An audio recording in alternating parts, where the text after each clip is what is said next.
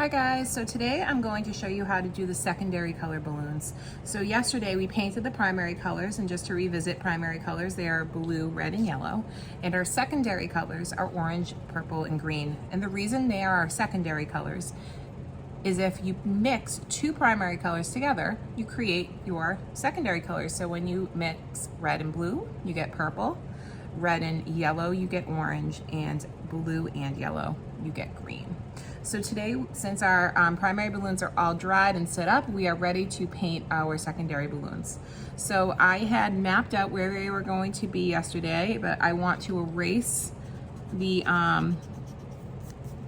color names just so they don't show through on our balloons now that I know where they're gonna be.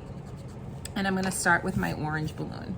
So just like yesterday, I'm gonna take my watercolor brush, dip it into the water, wake up the orange paint. And the first thing I wanna do is hold my brush on the silver part and paint right around the edge of the balloon nice and carefully so we get a nice clean edge. You really wanna hold your brush right next to the tip so that you have control. So I'm gonna do that first. And notice when I went over the red balloon, I was still outlining over my line because they are overlapping. Balloons are pretty translucent, so even though they have color to them, you can see through them. So we're gonna kind of go with that so that we create what we call a tertiary color in the overlap sections. So a tertiary color is when two colors next to each other on the color wheel, like red and orange, when they mix, they create a tertiary color, which would be red-orange in this case, or orange-red. So now that I have my outline done, I'm going to paint in my balloon with orange. And notice I'm painting right over that red. And remember yesterday when I was mapping out where my balloons would go, I made sure that I was picking colors that would overlap well together. So red and orange were a good choice because they are next to each other on the color wheel, and when they mix, you're going to create a tertiary color instead of a brown. So it's just a little more colorful and appealing to look at for your painting.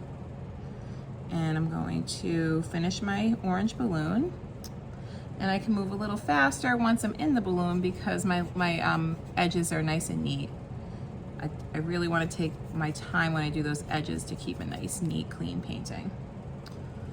All right, so now that I'm just about done with my orange balloon, I'm gonna move on to my next balloon, which is purple. And that's just a little bit of the balloon because my purple balloon is going off the page, and that balloon is not overlapping. So I will not create a tertiary color when I'm painting this one since there's no overlapping happening.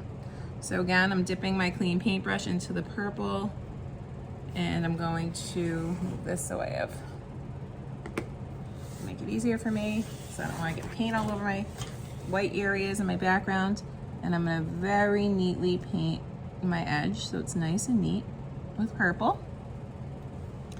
And now I can move a little bit quicker as I paint my purple balloon. All right. Remember, while you're painting, if you notice it's starting to dry up, you just wake it up with a little more water and a little bit more paint, and that's how you use your watercolors. All right, so now I have my purple balloon, and I can move on to my last secondary balloon, which is green. Clean my brush, wake up the paint. Nice crisp edge, holding my brush right near the tip. Even though I'm overlapping the yellow balloon, I'm still painting because that green balloon is gonna look like it's in front of that yellow balloon.